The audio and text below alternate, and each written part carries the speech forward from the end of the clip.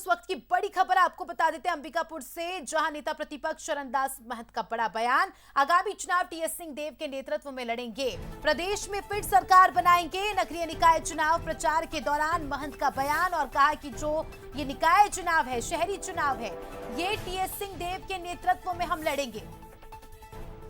तो नेता प्रतिपक्ष चरणदास महंत का बड़ा बयान, और इस बयान से जरूर ही राजनीतिक गलियारों में हलचल मची है, क्योंकि टीएस सिंहदेव का नाम उन्होंने लिया और कहा है कि टीएस सिंहदेव का नेतृत्व रहेगा और उनके नेतृत्व में हम चुनाव लड़ेंगे।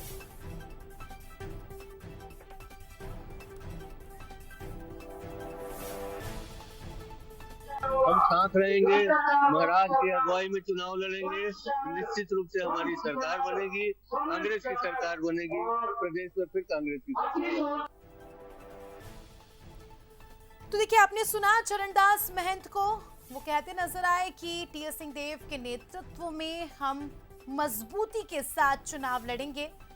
हालांकि उनके बयान के अलग अलग मायने निकाले जा रहे हैं, अलग अलग बातें कही जा रही है। टीएस सिंहदेव को अब हम कह सकते हैं कि कांग्रेस फ्रंटलाइन में लाई है।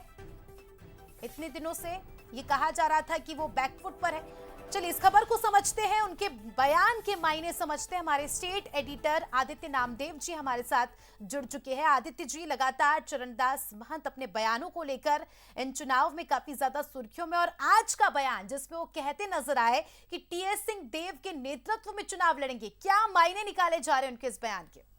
बिल्कुल, देखिए, त्रिभुवनेश्वर शरण सिंहदेव, टीएस सिंहदेव जिनका नाम है, 1952 में जन्म हुआ था बाबा का, बाबा के नाम से परिचित है। और सबसे बड़ी बात है, देखिए, 2.5 साल का जो धोखा हुआ था बाबा के साथ, धोखा मैं इसलिए कहूंगा क्योंकि बहुत साफ था कि 2.5 साल बाद बाबा को छत्तीसगढ़ का मुख्यमंत्री बनाना था। 2018 से 2023 में जब कांग्रेस की सरकार थी, लेकिन उस समय प्रेशर पॉलिटिक्स खेली गई, बाबा को कहीं ना कहीं सीएम बनने से रोका गया।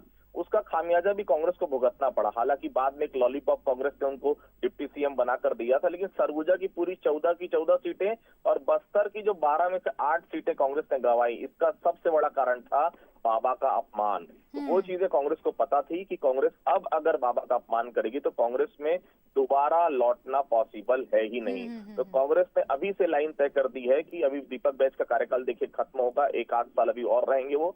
उसके बाद चुनाव के ठीक 2-2.5 साल पहले बाबा को कमान दे दी जाएगी, और अगला चुनाव जो होने वाला है छत्तीसगढ़ में 2029, माफ कीजिएगा 2028 का, वो चुनाव बाबा के नेतृत्व में ही लड़ा जाएगा। सब कुछ कमान बाबा के हाथ में सौंपी जाएगी। कांग्रेस आला कमान भी जानता है कि बाबा ही एक ऐसे लीडर हैं जो कांग्रेस को दोबारा सत्ता में काबिज करवा सकते हैं। उतने पोलाइट, उतने जानकार नेता, और सबसे बड़ी बात है इंटेलेक्चुअल, उससे बड़ा नेता कोई छत्तीसगढ़ में है नहीं।